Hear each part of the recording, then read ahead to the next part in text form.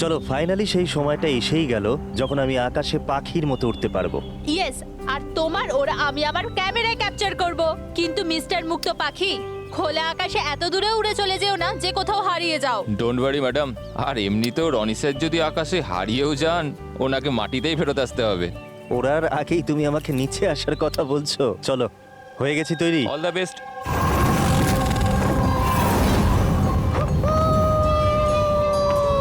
Yes, this is so much fun!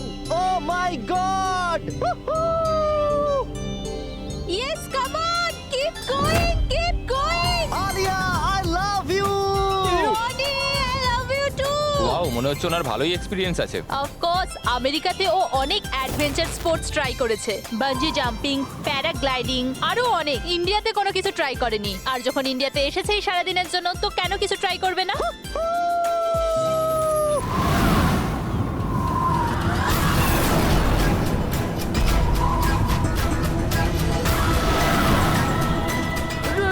রনির কিছু হয়েছে। জন, রনির কিছু হয়েছে, দেখো।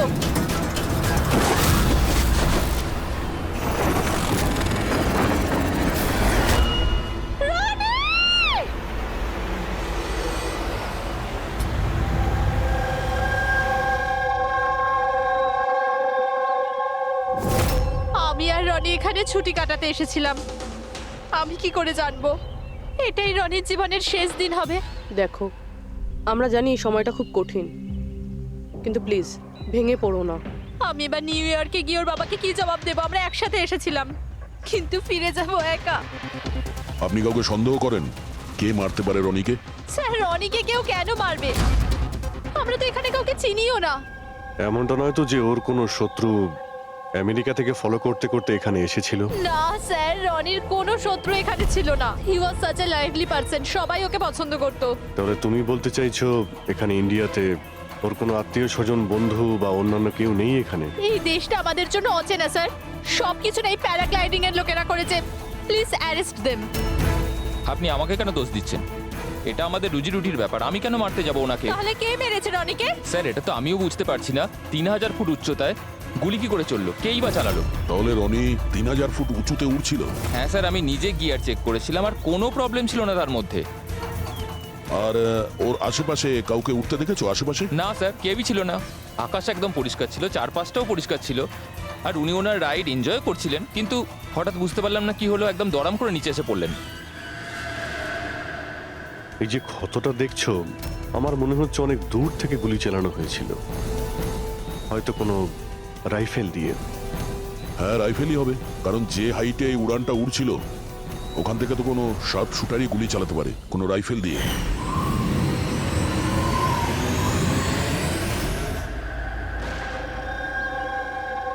এখানে আশেপাশে কাউকে বন্দুক বা রাইফেল নিয়ে দেখেছিলে কাউকে? এখানে বন্দুক আনা অ্যালাউ নয় স্যার।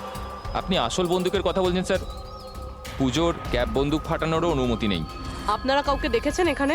না ম্যাম, না তো। না না ম্যাম। আচ্ছা আলিয়া, আপনি যখন এখানে এলেন রনির সাথে, আপনার কাউকে সন্দেহ হয়েছিল? মানে কেউ আপনাদের ফলো করছে, এমন কোনো লোক যে গন্ডগোলের মনে হচ্ছে? না স্যার, এরকম তো কেউ ছিল না। তাহলে কি গুলি আকাশ থেকে চলেছিল নাকি? স্যার, আমি তো বললাম রনি স্যারের আশপাশে তো কেউই উড়ছিল না, তাহলে আকাশ থেকে গুলি চালালো কে? হ্যাঁ স্যার, আকাশে কেউ ছিল না। আপনি চাইলে এই ফুটেজগুলো চেক করতে পারেন। এখানে কেউ নেই ওর সাথে।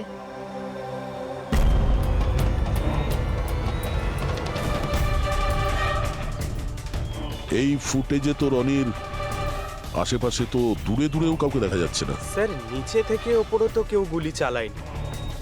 ইনি বলছেন যে যখন ও ওপরে উঠছিল কেউ ওর আশেপাশে ছিল না, ওপর থেকেও কেউ গুলি করতে পারবে না। আমার মাথায় এটা ঢুকছে না কে কোথা থেকে গুলি চালালো আর কিভাবে, বুঝতে পারছি না স্যার। অদ্ভুত ব্যাপার তো। ওর কোনো শত্রু নেই, তাহলে ওকে খুন করার জন্য এরকম প্ল্যানিং কে করতে পারে? কেসটা খুব জটিল মনে হচ্ছে। কোনো বাঁকা লোককে এখানে পাঠিয়ে দিই, বাঁকা প্রমাণ, হয়তো সে কিছু পেতে পারে।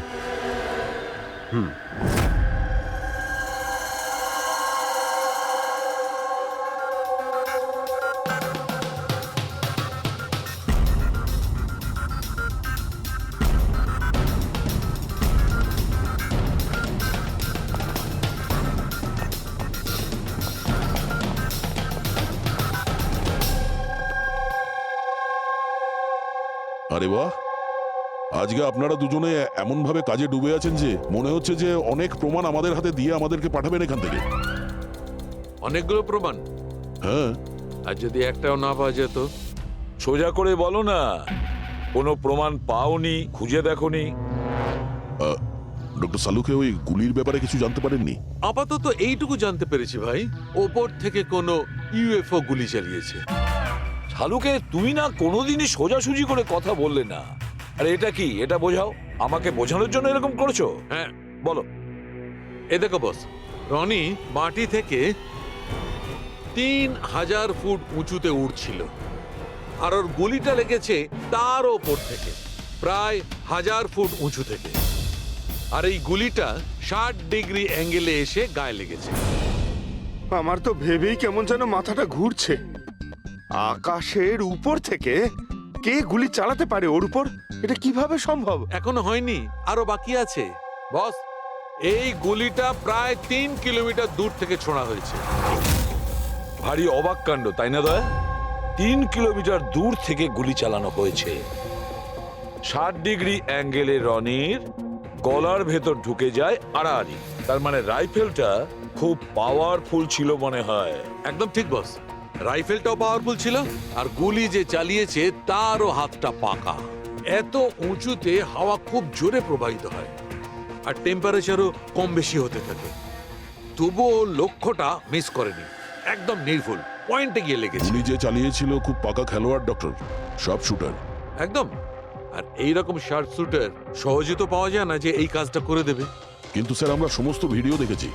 যখন রনি আকাশে ছিল তখন ওর আশেপাশে কোনো প্যারাসুট বা চপার ছিল না স্যার, আকাশ একদম পরিষ্কার ছিল। সেটাই তো বুঝতে পারছি না যে ওই কিলার কোথা থেকে গুলিটা চালিয়েছিল, অথচ আকাশটা পরিষ্কার ছিল। ও কি মেঘের আড়ালে লুকিয়েছিল? আর স্যার ওই গুলিটার থেকে কি জানতে পারলাম? কিচ্ছু পাওয়া যায়নি পুরবি। আমি ব্যালিস্টিক ডিপার্টমেন্টের পুরো ডেটা চেক করেছি, এরকম গুলির তো কোনো রেকর্ডই নেই। স্যার, এই গুলিটা নিশ্চয়ই কাস্টমে বানানো হয়েছে। হ্যাঁ, নিজের মতন গুলিটা বানিয়েছিল। এমন গুলি যেটা 3 কিলোমিটার দূর থেকে চালানো যায় আর সোজা গিয়ে টার্গেটে হিট করে।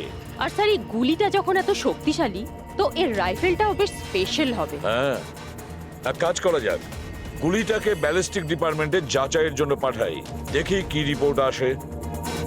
আর সে যেই হোক, এত উপরে চলে গিয়েছিল খুন করার জন্যে, এবার ওকে তো মাটিতে নামতেই হবে।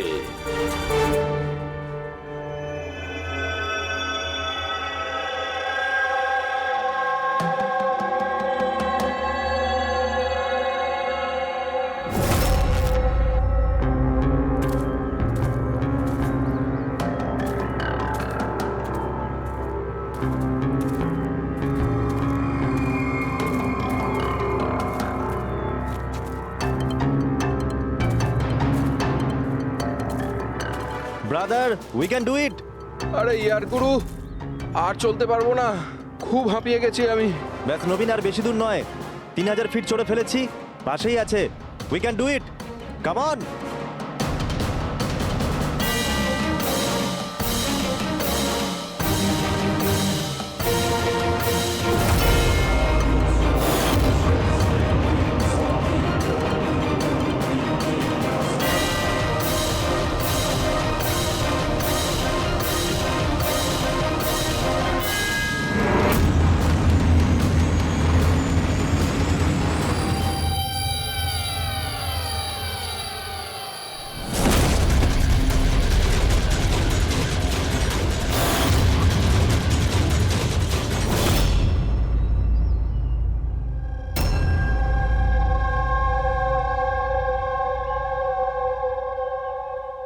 এমন মনে হচ্ছে যে রনির মার্ডারের ফটোকপি দেখছি। 3000 ফিট উপরে ঠিক ওরকমই গুলি মেরেছে, মাথার পেছনে। একেও একইভাবে গুলি চালিয়েছে। আচ্ছা, তোমরা যখন ট্রেকিং করছিলে, এই হিতেনের পিছনে কেউ কি ছিল? না স্যার, হিতেনই সবার পিছনে ছিল স্যার। স্যার, এই দেখুন ফুটেজ। স্যার, স্যার এটা ওই জায়গায় যেখানে এই সব কিছু হয়েছে। অদ্ভুত তো, পিছনে তো খোলা আকাশ রয়েছে, এমন কোনো জায়গা নেই যেখান থেকে গুলি করা যায়। তাহলে ওর গুলি লাগলো কি করে? দুটো কেসেই ধরা যাচ্ছে না যে গুলি কোথা থেকে চলেছে। স্যার একদম ঠিক বলছেন। আকাশ থেকে কোনো কাক বা পায়রা কি করে গুলি চালায়? এই গুলিটা চালালো কে? আর এই দুটো গুলি 24 ঘন্টার মধ্যেই চলেছে। আমার মনে হয় এই দুটো কেসের মধ্যে কোনো না কোনো কানেকশন আছে। আচ্ছা, এই হিতেন কি কাজ করতো? স্যার কলেজ স্টুডেন্ট ছিল স্যার, মুম্বাই গ্র্যাজুয়েশন করতে এসেছিল স্যার। ট্রেকিং এর অনেক শখ ছিল ওর। অভিজিৎ, বুঝতে পারছি না যে কেউ একজন কলেজ স্টুডেন্টকে মারার জন্য এত প্ল্যান করবে কেন। সেটাই তো, প্রথমে রনি আর এখনই হিতেন। তবে আকাশ থেকে তৃতীয় গুলিতে অন্য কেউ মারা যাওয়ার আগে এই খুনিকে ধরতেই হবে খুব তাড়াতাড়ি। গত 24 ঘন্টায় দুটো খুন হয়েছে, দুটোই যুবক, আর দুজনকে মারার পদ্ধতিও অদ্ভুত। অদৃশ্য খুনি। স্যার দুজনেরই মৃত্যু হয়েছে অ্যাডভেঞ্চার স্পোর্টস করতে গিয়ে। মাটি থেকে 1000 ফুট ওপরে মেরেছে স্যার। কিন্তু স্যার ভাবার বিষয় এটাই যে খুনি এই অ্যাডভেঞ্চার স্পোর্টের সময়টাই কেন বাঁচলো এদেরকে মারার জন্য? ও তো ওদের যে কোনো সময় মারতে পারতো। এত লম্বা প্ল্যান দুটো বাচ্চাকে মারার জন্য? শুধু প্ল্যানিংটাই বড় ছিল না দা, গানটাও বড় ছিল। এই যে এইরকম। এটা কি রাইফেল স্যার? এটা হলো PX-65 রাশিয়ান গান। এটা লং রেঞ্জ। এইরকম বন্দুক দিয়ে মারা হয়েছে। ডক্টর সালুকে, এই বন্দুকটা দিয়ে 3 কিলোমিটার দূরে টার্গেটে কি হিট করা যায়? হ্যাঁ ফ্রেডি, শুটিং রেঞ্জে আমি এটা ট্রাই করে দেখেছি। এর রেঞ্জ 3 কিলোমিটারের বেশি আছে। এরকম বন্দুক তো হয় মিলিটারিদের কাছে থাকবে, আর না হলে উগ্রপন্থীদের কাছে। ঠিক বলেছো বস। আর সেই জন্য আমার মনে হয় এটা শুধুমাত্র মার্ডারের ব্যাপার নয়, বড় ধরনের অপরাধ হতে চলেছে, লার্জ স্কেলে। স্যার, একটা কাজ করো, দিল্লিতে যাও আর ইন্টেলিজেন্স ব্যুরো থেকে খোঁজ নাও যে এরকম বন্দুক কাদের হাতে থাকতে পারে আর সেটা কিভাবে।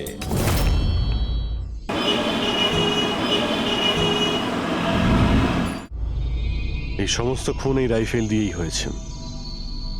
আর আপনারা তো জানেনই, এরকম হাই প্রোফাইল রাইফেল তো সবার কাছে থাকে না। আপনি একদম ঠিক বলছেন স্যার। আর যেটা আমাদের দেখা দরকার সেটা হলো এই রাইফেলটা যদি কেউ কিনতেও চায় তাহলে কিনতে পারবে না। এটা একটা কিংবা দুটো পিসে বিক্রি হয় না, বড় অ্যালটমেন্ট হয় এগুলোর। তাহলে কয়েক বছর আগে যে আতঙ্কবাদী হামলা হয়েছিল তার মধ্যে এই ধরনের রাইফেল ইউজ হয়েছিল? হ্যাঁ স্যার। তাহলে আপনাদের কোনো আতঙ্কবাদী গ্রুপের উপর সন্দেহ হয়? আগে হ্যাঁ স্যার, যদি আমাদের সন্দেহ ঠিক হয় তাহলে আমরা জানি যে এর পেছনে ঠিক কার হাত আছে। কার? এই অঞ্চলেই কিছুদিন আগে আমাদের আর্মি অনেক অস্ত্র আটক করেছিল। ওই অস্ত্রের মধ্যে এই রাইফেলটাও ছিল। হ্যাঁ প্রতাপ স্যার, সমস্ত আতঙ্কবাদী মরে গেছে, ওদের মধ্যে একজন পালিয়ে গেছে, তবে আমরা সমস্ত হাতিয়ার আটকে নিয়েছি। ওয়েল ডান প্রতাপ। স্যার, আর যে টেররিস্টরা পালিয়ে গেছে তাদের সম্পর্কে সমস্ত পোস্টকে অ্যালার্ট করে দাও। তাহলে এই কাজ ওই আতঙ্কবাদীর হতে পারে যে পালিয়ে গিয়েছিল ওখান থেকে। হ্যাঁ স্যার। আর আমাদের ইনফরমেশন অনুযায়ী এই আতঙ্কবাদী গ্রুপ খুব বড় একটা কিছু করতে চলেছে। বোধহয় এটাই সেটা শুরু। এই দুটো অপরাধ সাধারণ কোনো খুন নয়, এটা নিশ্চয়ই কোনো বড় সড় ষড়যন্ত্র, কোনো দুষ্কৃতী আক্রমণ ঘটতে চলেছে। হ্যাঁ স্যার। আর এই খুনগুলোকে আটকানোর জন্য প্রথমে আমাদের আকাশ থেকে চলা গুলির রহস্য ভেদ করতে হবে স্যার। আর এই রহস্যের কিনারা করার জন্য সবার আগে আমাদের এটা জানতে হবে যে এই আতঙ্কবাদীরা রনি আর হিতেনের মতো সাধারণ লোকের হত্যা কেন করলো। আচ্ছা, এমন কি কমন আছে এই দুটো কেসে? স্যার, দুটো মার্ডারই আকাশে হয়, দুবারই গুলি উপর থেকে চালানো হয়েছে কোনো পাওয়ারফুল রাইফেল দিয়ে। এটা প্রফেশনাল শার্প শুটারের কাজ হবে। আর স্যার, এই দুটো কেসেই কোনো ভ্যান্টেজ পয়েন্ট নেই, আর এমন কোনো জায়গা নেই যেখানে বসে খুনি এই দুজনকেই গুলি করতে পারে। তেমন কোনো জায়গা ছিল না, তেমন কোনো জায়গা ছিল না। খুন করার এটাই মূল কারণ নয় তো?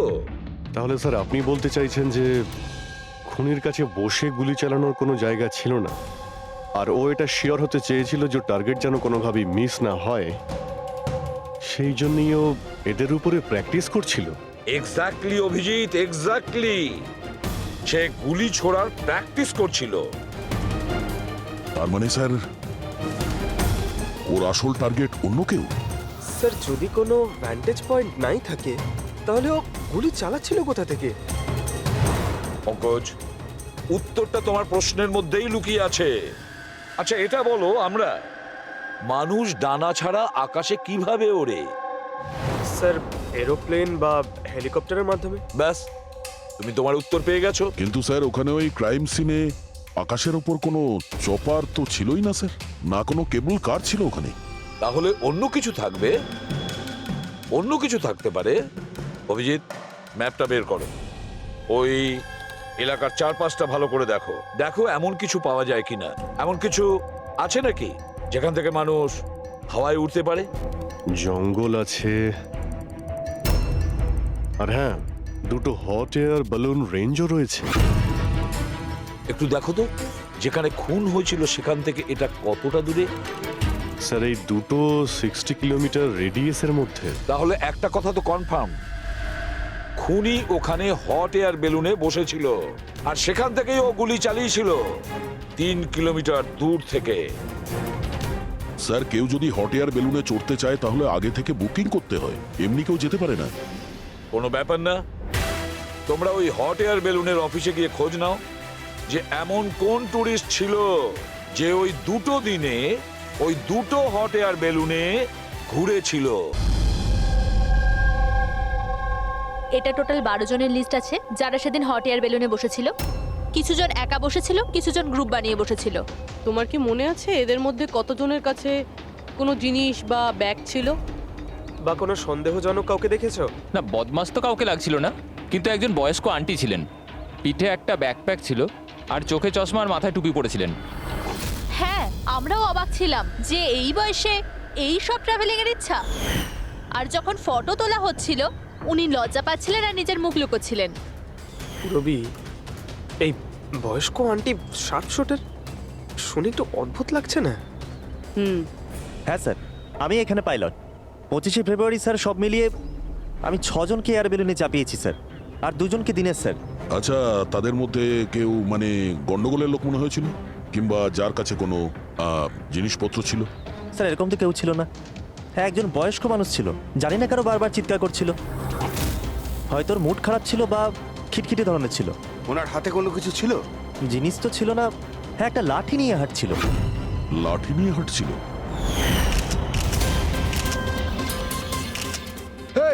তোমাদের সাহস কি করে হলো আমার ছবি নেওয়ার, আমাকে জিজ্ঞেস না করে? কিছু ভদ্রতা আছে না নেই? ওরাও ওগুলো ওরাও। আচ্ছা, ফটো তোলার জন্য রেগে গেছিল? কি অদ্ভুত ব্যাপার, তাই না স্যার? লোক হট এয়ার বেলুনে তো প্রতিদিন বসে না, তাই না? তারা নিজেরাই ফটো তুলতে চায় যাতে এই স্মৃতিকে তারা সারা জীবন রাখতে পারে। আর কোনো বিশেষ কথা মনে আছে ওর ব্যাপারে? স্যার জানি না বলাটা ঠিক হবে কিনা। না না, বলো, যেটা মনে আছে খুলে বলো। ওনাকে হাঁটতে দেখে মনে হচ্ছিল না যে ওনার লাঠির প্রয়োজন আছে, কিন্তু তাও উনি লাঠি নিয়েই চলছিলেন। আচ্ছা,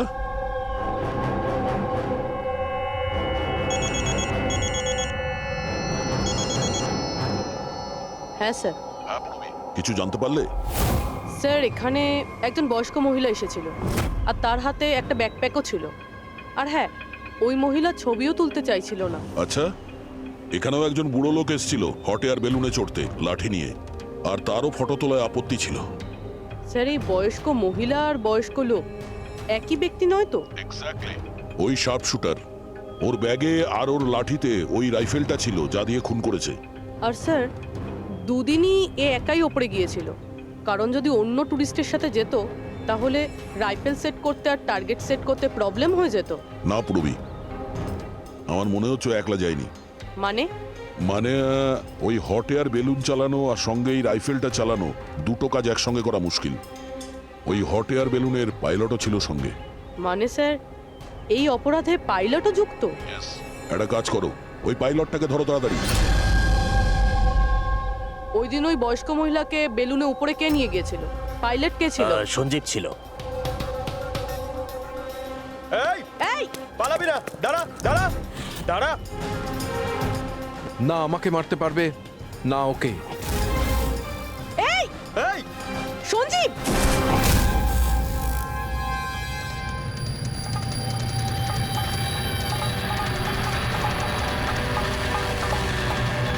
আরে তো প্রাণ দেওয়ার জন্য একদম তৈরি ছিল। এটা কোনো ছোটখাটো মার্ডার নয় পঙ্কজ, অনেক বড় মিশন। যদি তাড়াতাড়ি আটকানো না যায় তাহলে বড় সড় বিপদ হবে। আচ্ছা গীতা, 24শে ফেব্রুয়ারি যে লোকটা গ্রুপে যেতে চাইছিল না, একলা যেতে চাইছিল, ওর পাইলট কে ছিল? কে নিয়ে গেছিল? সোলো ট্রাভেলারকে তো দিনেশ নিয়ে গিয়েছিল। অদ্ভুত ব্যাপার দিনেশ, এতক্ষণ ধরে চুপ করে আছো, কিছু বলছো না কেন? তোমরা আমাকে ধরতেই পারবে না।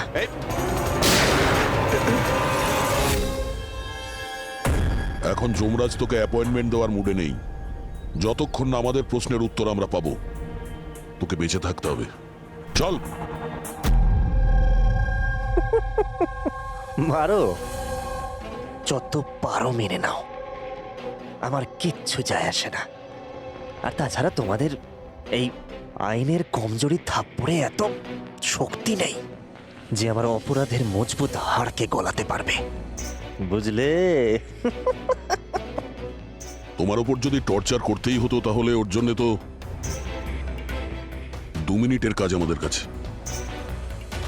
কিন্তু তারপর মনে পড়ে তোমার পরিবারের কথা, তোমার বোন। পরের মাসে ওর বিয়ে না? কেমন লাগবে ওর যে ওর বিয়ে হচ্ছে আর বিয়ের পরে ওর ভাই এই পৃথিবীতে নেই? হ্যাঁ, আর তোমার মা প্রত্যেক মাসে খরচার জন্য টাকা পয়সা পাঠাও না? তোমার মৃত্যুর পর কে খেয়াল রাখবে তার? কিছু ভেবেছো এ ব্যাপারে? হ্যাঁ, না। চলো, এখনো সুযোগ আছে। রাজ সাক্ষী হয়ে যাও। কথা দিচ্ছি তুমি জেলে যাওয়ার পরে তোমার মায়ের খেয়াল আমরা রাখবো। সত্যি? মানে পুরো খেয়াল রাখবে? পুরো খেয়াল? হ্যাঁ, তোমার মায়ের পুরো খেয়াল রাখা হবে। তুমি শুধু এটা বলো কার জন্য কাজ করো। তোমার বসের নাম কি? বলে দেবো? সত্যি বলে দেবো? হ্যাঁ বলো। আমি যার জন্য কাজ করি না, যে আমার বস, স্যার, তার নাম হলো এসিপি প্রদ্যুম্ন।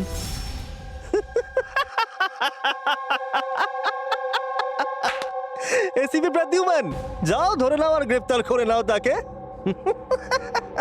বলেছিলাম না আমি কিচ্ছু বলবো না, যা করার আছে করে নাও। সিআইডি কোথাকার। সিআইডি। বস বস।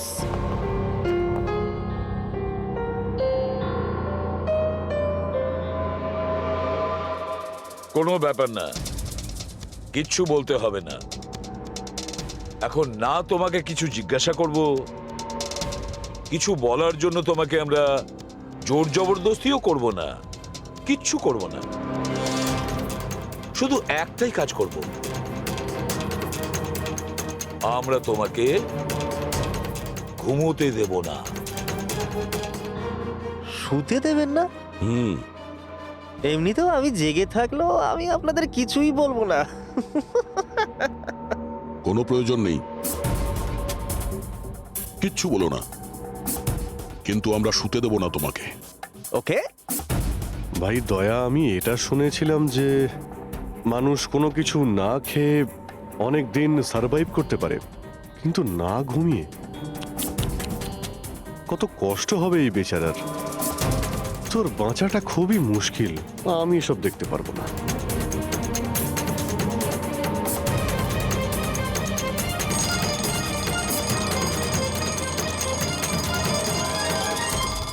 সময় কাটানোর জন্য খুব ভালো হবে, তাই না?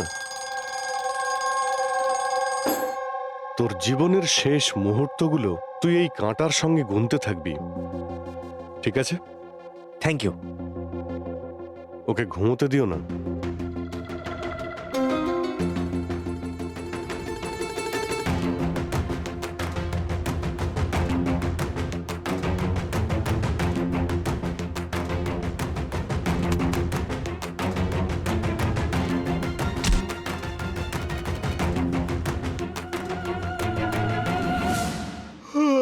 ফ্রেডি স্যার, আরে কোথায় আছেন আপনি?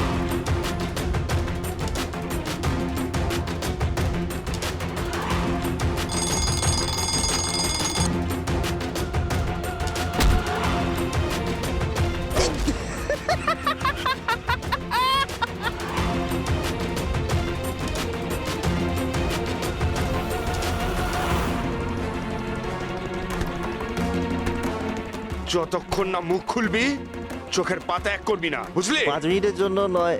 চল। না 1 মিনিট 1 মিনিট তো শুতে দাও। 1 সেকেন্ড, শোবো না একদম, শোবো না একদম। এই, শোবো না আমি।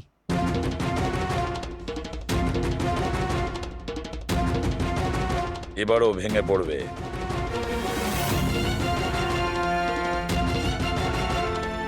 সবকিছু বলতে বাধ্য হবে।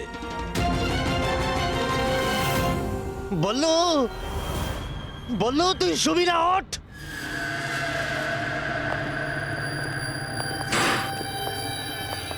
এই ঘুমোতে চাস? আরে ওকে একটু ঘুমোতে দাও। কি প্রবলেম তোমাদের? ঠিক আছে, তোমাকে ঘুমোতে দেবো আমরা। আগে বলো যে তোমাদের গ্রুপের প্ল্যানটা কি? বলছি, আমার নাম দীনেশ নয়,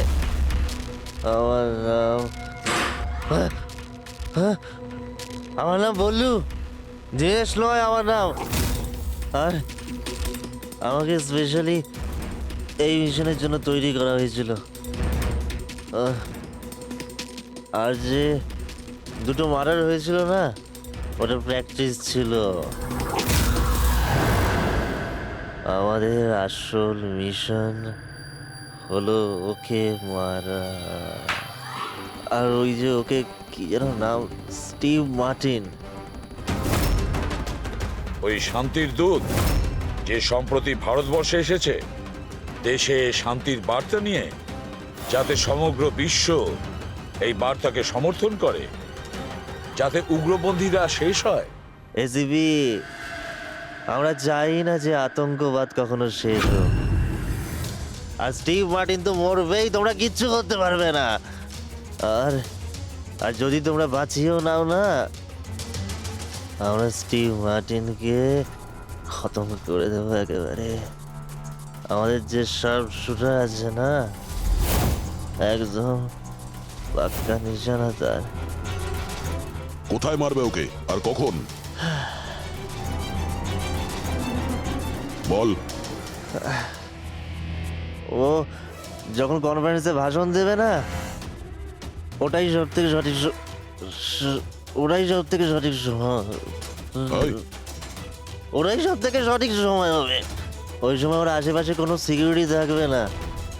আর যে কনফারেন্সটা আছে না, ওটা বিল্ডিংয়ের ছাদেতে হবে।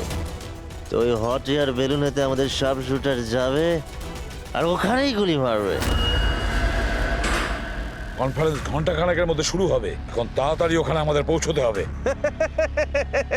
আরে তোমরা যতই চেষ্টা করে নাও, বাঁচাতে পারবে না ওকে।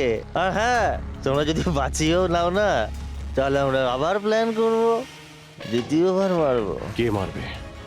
কিরকম দেখতে ও? আরে আমি ওর মুখ দেইনি এখনো পর্যন্ত। যখনই আসে ছদ্মবেশে আসে। তোমরা কি একে হসপিটালে নিয়ে যাও তাড়াতাড়ি। স্যার, আমরা কি হট এয়ার বেলুনটা আটকাতে পারি না যতক্ষণ এই কনফারেন্স শেষ হচ্ছে? না ফেডরিক, এই সব কিছু বন্ধ করা যাবে না। আজকে আটকালে কালকে অন্যরকম প্ল্যান করবে। আজকের প্ল্যান আমরা জানি, আজই ওদেরকে ধরবো।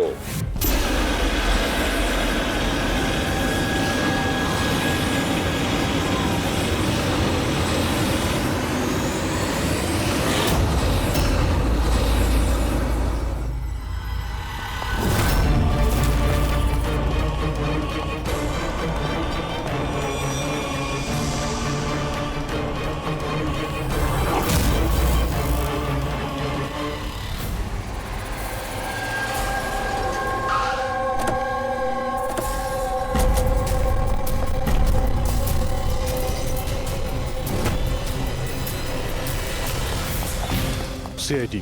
মিস্টার স্টিভ মার্টিন কোথায়? ওপরে কনফারেন্স রুমে। ওর কাছে নিয়ে চলুন। আসুন। তাড়াতাড়ি। তাড়াতাড়ি।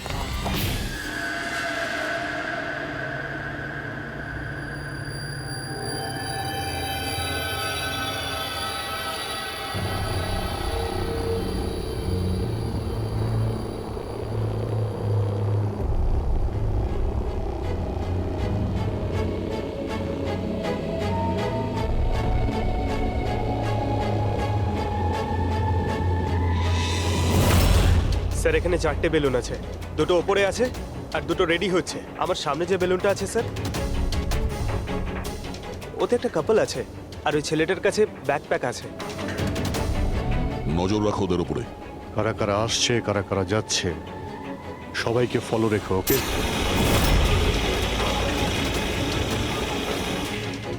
স্যার ওদের বেলুন টেক অফ করেছে। হ্যাঁ,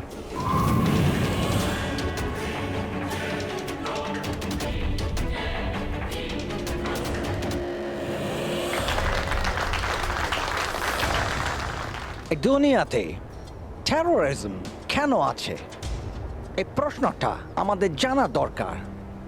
আর এই টেরোরিজম তখনই বন্ধ হবে যখন সব দেশ একসাথে ভাই ভাই হয়ে থাকবে।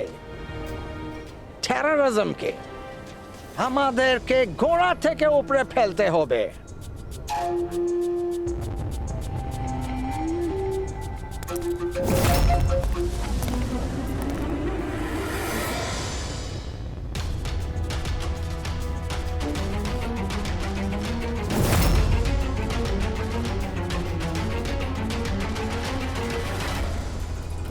দুজন মিউজিশিয়ানকে দেখছি, ওরার জন্য তৈরি হচ্ছে। ওদের হাতে গিটারের ব্যাগ আছে। এবার এটা বলা খুবই মুশকিল যে ভেতরে গিটার আছে নাকি গান।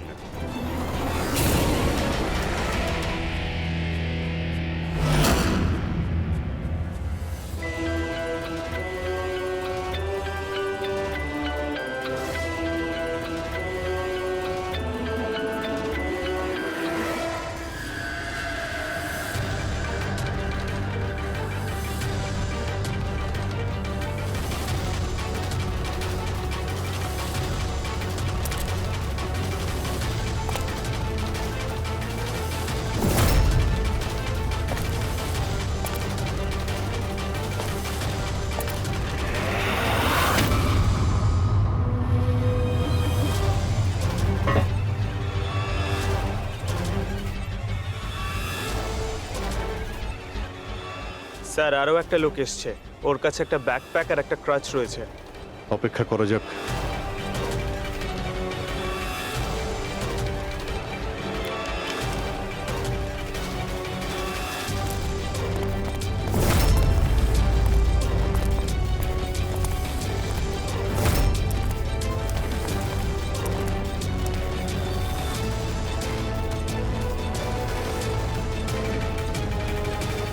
স্যার ক্যামেরা ক্রু এসেছে, ওদের কাছে আবার দুটো ব্যাগ।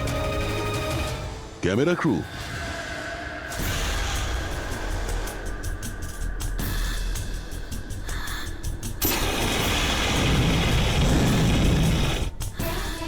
ওদের দিক থেকে নজর সরিও না, নজর রাখো ওদের উপরে।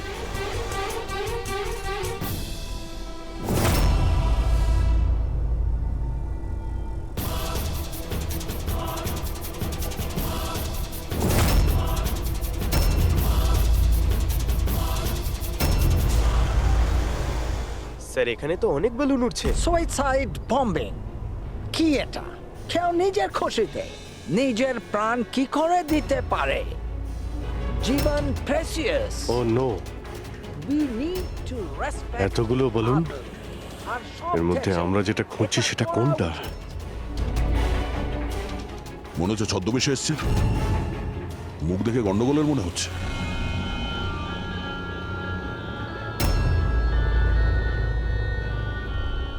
দয়া, ওই দুটোর উপর নজর রাখুন। আমরা যেন সব সময় একটা কথা মনে রাখি, ওয়ার্ল্ড ওয়ার 1 আর ওয়ার্ল্ড ওয়ার 2। এটা তো গিটার। হচ্ছে কি এখানে? উপরে গিয়ে এরা মিউজিক বাজাবে নাকি? বাকি সমস্ত বেলুন তো চলে গেছে, একটাই আছে। মানে স্যার খুনি এই বেলুনের মধ্যেই রয়েছে? Wait and watch. মানে স্যার, খুনি এই বেলুনের মধ্যেই রয়েছে? এরা তো নিজেদের জায়গা থেকে নড়ছে না। Camera crew.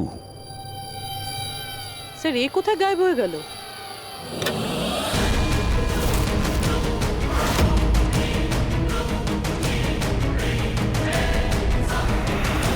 স্যার, এর কাছে তো রাইফেল রয়েছে, যেমনটা সালুঙ্কে স্যার বলেছিল। Abhijit,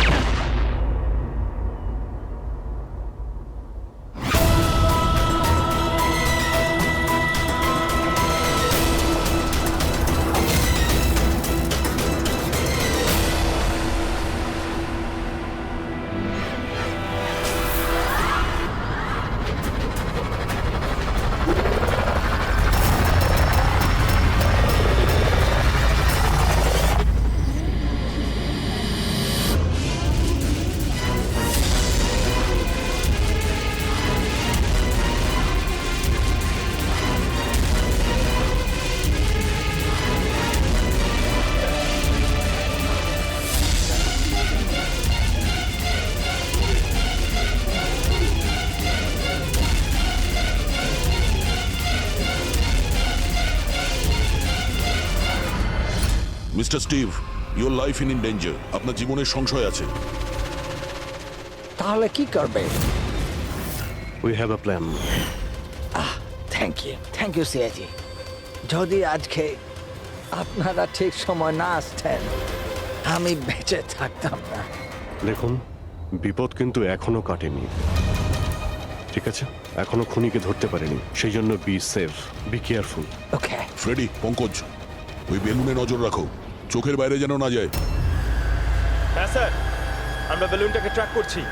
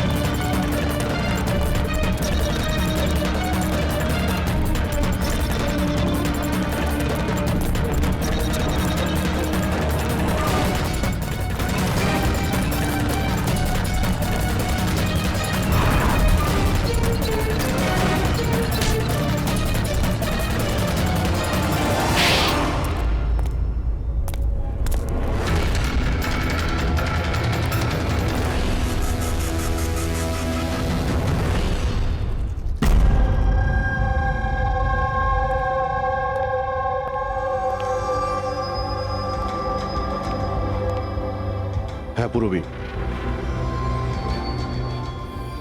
good job, congrats.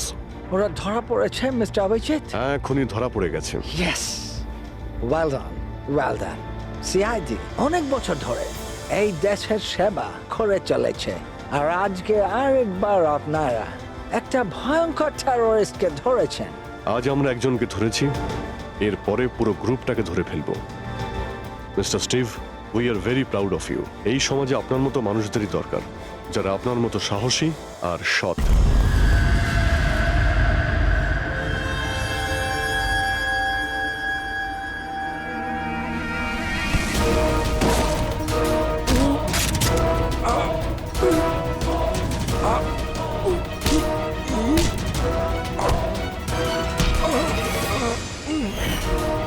তাহলে তুমি ছদ্মবেশে রনি আর হিতেনকে মেরেছ। তোমার মতো একজন সাপ শুটার জেলের ভাত খেয়েও ফাঁসির অর্ডার আসার আগে পর্যন্ত। তোমার কি মনে হচ্ছে তোমরা আমাকে ধরে নিয়েছো তো স্টিভ প্রাণে বেঁচে যাবে? কখনো নয়। আমাদের ক্ষমতা এত বেশি যে তোমাদের আইন এটা খুঁজতে খুঁজতে হাঁপিয়ে যাবে, কিন্তু আমরা শেষ হব না। শেষ হবে তোমাদের এই দেশ। শোন ছারপোকা, আমাদের দেশের উপর অনেকে খারাপ নজর দিয়েছে, আবার চলেও গেছে। জানিস আমাদের দেশ কত বছর স্বাধীন হয়েছে? ৭৪ বছর। আর এই ৭৪ বছরে আমাদের দেশের জওয়ানরা জানি না কত আতঙ্কবাদীকে মেরেছে। আজ তোর পালা, কাল তোর সঙ্গীদের পালা। আমাদের দেশ থাকবে, খুব ভালোভাবেই থাকবে।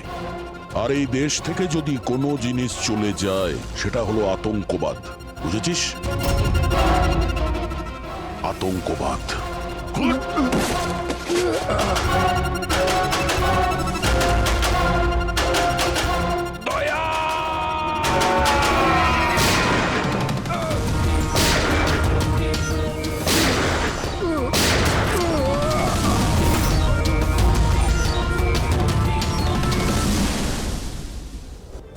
আতঙ্কবাদী পিঠেই গুলি মারবি, আমরা এখানে গুলি খাই, এখানে।